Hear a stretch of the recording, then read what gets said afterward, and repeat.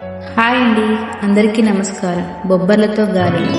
బొబ్బర్లను ముందు రోజు నైటే నానబెట్టుకోవాలండి. కనీసం ఒక 6 hours అన్న నానితే గ్రైండ్ చేసుకోవడానికి వీలుగా ఉంటుంది.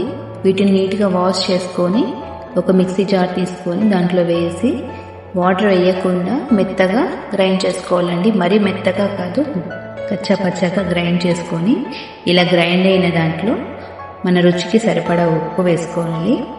ఉల్లిపాయలు, పచ్చిమిరపకాయలు, కొంచెం కొత్తిమీర, కరివేపాకు ఆప్షనల్ అండి. మీకు నచ్చితే వేసుకోండి, లేకుంటే లేదు. నాకైతే కరివేపాకు ఇష్టమని నేను వేసుకుంటున్నాను. ఆ ఫ్లేవర్ చాలా బాగుంటుంది.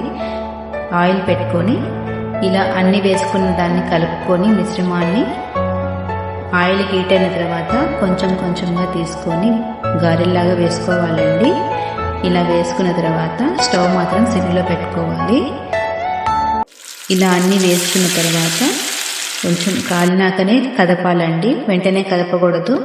కొంచెం కాలిన తర్వాత అప్పుడు రివర్స్ వేసుకోవాలి. 2 వైపులా కాలినాక తీసుకొని ఒక గిన్నెలో వేసుకోవాలండి. వీటికైతే ఆయిల్ ఎక్కువేం పీల్చదు, బాగా క్రిస్పీగా ఉంటుంది సన్న మంట మీద కాలిస్తే.